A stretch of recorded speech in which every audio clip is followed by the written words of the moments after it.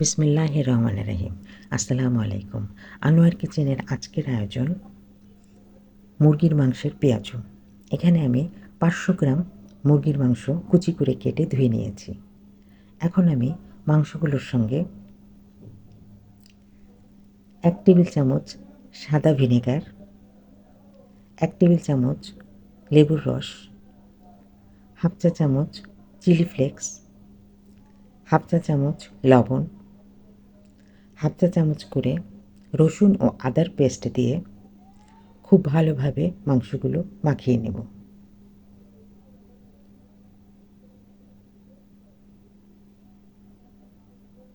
মাংসগুলো মাখানো হয়ে গেলে আধা ঘন্টার জন্য ম্যারিনেট করতে দেব।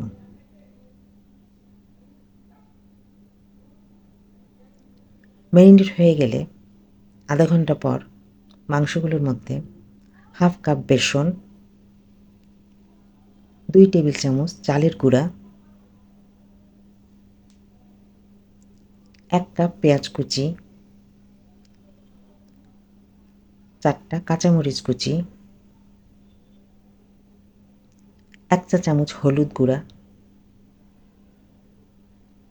হাফ চা চামচ জিরার গুঁড়া, 1 কাপ পুদিনা পাতার কুচি, 1 চা চামচ চাট মশলা ও হাফ চা চামচ দারচিনি এলাচের গুঁড়া ও হাফ চা চামচ বেকিং পাউডার দিব।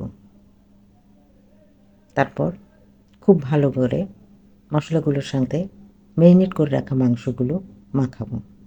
মাখানোর এক পর্যায়ে যখন পেঁয়াজুর সাইজ দেওয়া যাবে, মনে হবে যে পেঁয়াজুর সাইজ দেওয়া যাচ্ছে, তখন বুঝে নিতে হবে মিশ্রণটি আমার তৈরি হয়ে গেছে।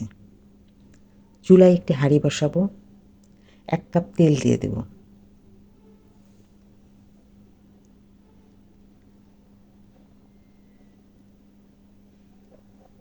তেল গরম হলে একটা একটা করে পেঁয়াজুর আকার দিয়ে মাংসগুলোকে তেলের মধ্যে দেব। তারপর এপিঠ ওপিঠ খুব ভালোভাবে লাল করে ভেজে নেব। অবশ্যই চুলার ফ্লেমটি মিডিয়াম অথবা লো ফ্লেমে রাখতে হবে।